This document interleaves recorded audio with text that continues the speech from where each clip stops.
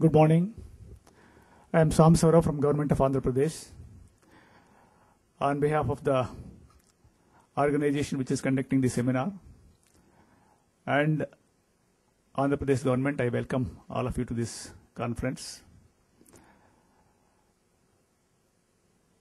I think before you go, you should see some of the important places in Hyderabad like Charminar, Film City, the High-Tech City area, and also go for some shopping. Hyderabad is known for these pearls. They're supposed to be available at good qualities, available at cheaper rates. Similarly, Hyderabad is known for certain food preparation like biryani and other things. You must taste before you go, or they may be providing in your restaurants here. Now we have 3 panelists here. Other 2 will be joining shortly. Mrs. Subhash, Joint Secretary to Government of India, will be joining us another 10-15 minutes. I request Dr. S.S. Jena to come and occupy the dais. He is Chairman, National Institute of Open Schooling, Government of India. Then another panelist is Dr. Subir Rai, Technical Advisor, School Education Department, Government of West Bengal. He is also the IT advisor to several departments in West Bengal. I also request Amit Gupta, CEO, Yes Chand. He is another panelist of ours. We will proceed like this. For about 10-15 minutes, each speaker will be giving a presentation. And after all the panelists make the presentations, we'll have the question and answer session. And that's what we were thinking. If you're okay with it, it's all right. Otherwise, should we have the question and answer session after each presentation? Which one you would like to prefer? So like to have the question and answer session after each presentation. Then we'll be having only about 5 or 6 questions.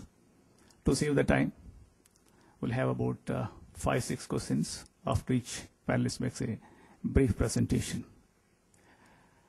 And from my side, basically in the school education department,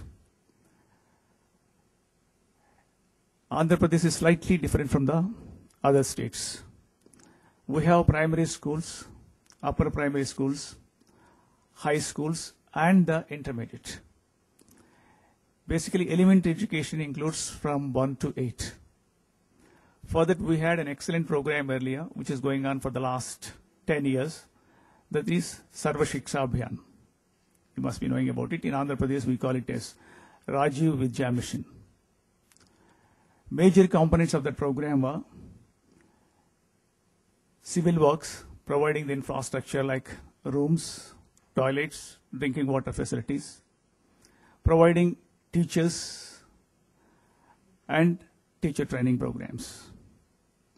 Similar program with some difference to improve the access and quality for the secondary and higher secondary education was started recently by Government of India, which is called as Rashtriya Madhyamik Shiksha Abhiyan. This covers 9th class to 12th class. So this is slightly different from the program we have for elementary education.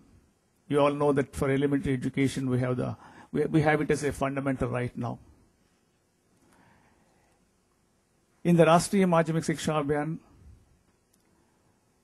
we have roughly about 37 plus about 15. About 50 lakh students in the state of Andhra Pradesh. As I said, 9th and 10th classes are in the high schools, where we also have 6th, 7th, 8th classes. And there are different junior colleges where we have the 11th and 12th. The major component for this year is the civil works program. At the state level, we have 18,000 high schools and junior colleges. In these 18,000 junior colleges and high schools, we have already introduced ICT in about 7,000 schools, where about 7 private companies are involved. On boot basis, we are implementing this scheme. In about 5,000 we are implementing for the last 2 years. In another 2,000 for the last 1 year, we are implementing this scheme. As you know, the major objective of our RMSA is improving the access and quality. Access is more important at the primary school level because we don't want the children to go for longer distances. And under the Right to Education Act, we should provide the primary education facility within 1 kilometer radius. That's 1st to 5th class. Facilities should be available within 1 kilometer from the habitation. In case of secondary education, that is 9th to 10th, it should be available within 5 kilometers, and 11th and 12th within 7 kilometers. The distance may not be that important. And the usage of ICT and the better teacher training are more important at the secondary and higher secondary levels. I was talking to some of the people who studied in IIT, started their companies. The conceptual clarity the students should have better at the secondary and higher secondary levels. In fact, we will not be having exams and other things up to 8th class as per the Right to Education Act. We are not supposed to conduct exams. But 9th, 10th, 11th, 12th are most crucial for the students. At that level, availability of infrastructure may not be a problem in the future.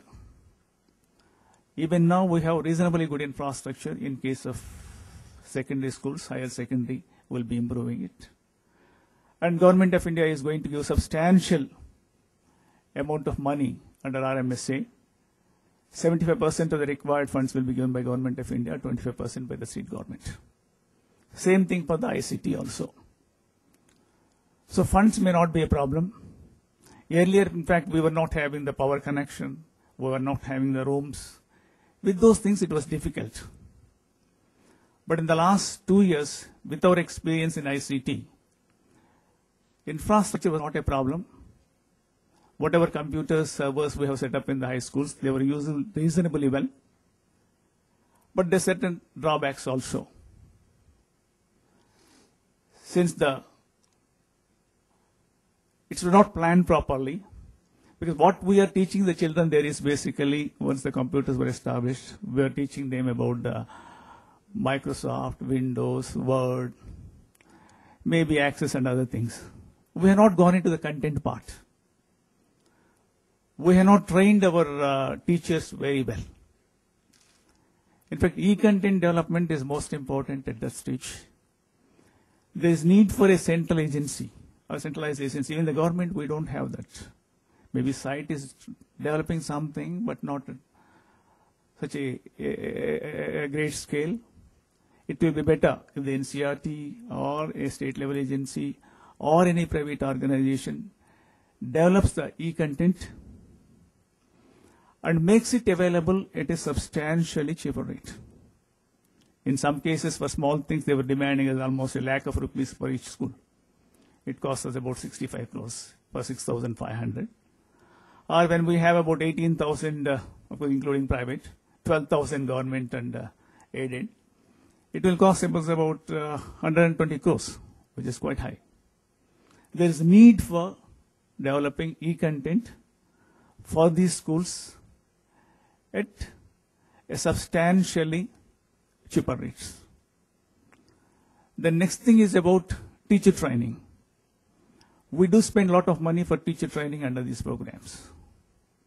As I said, AP has about 4,50,000 teachers. In that, more than 3 lakhs are in the government schools. The remaining are in aided schools and the private schools. Every year we give them the training under Sarva Shiksha Abhiyan, Rashtriya Madhyamik Shiksha Abhiyan, and also the computer training.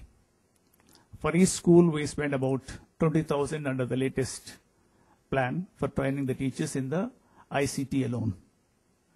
If some of the companies can prepare a good module, we will be happy to use them in training teachers. Similarly, in the e-content development, and also another issue is I would like to mention here, the database available about the education system is just not adequate in the state of Andhra Pradesh. About few years back, when we have to recruit the teachers, when there were only about 18,000 vacancies, we have notified 30,000 vacancies. That shows the quality of our database. In fact, we would like to link up all these high schools with the district and also the state to have database about the teachers, their qualifications, about the performance of the students. In those areas, the private participation and the participation by different agencies will be of great use. Then another area where we have not done much is when we have got such an excellent tool and when we are spending so much money.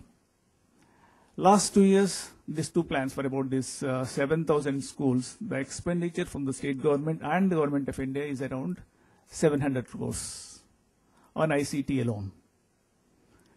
In case of Rashtriya Madhyamik Shiksha Abhiyan for the other components, this year we are going to spend about 3,000 crores in the state of Andhra Pradesh. Like that, the scheme will continue for some more time. Funds for certain activities may not be a problem. But how can we use this technology and ICT to improve the quality of education, to enhance the performance of the students? Especially in the primary schools, we were told, the Pradham report says, when they surveyed the 5th class students, majority of them, not majority, about 37% were not able to read and write the 2nd or 3rd standard texts. We have to use this technology to improve the performance of the students, to create interest in them, to create a sort of a joyful learning atmosphere for those people, and also enhance the performance of the teachers. I think those areas we have not touched till now.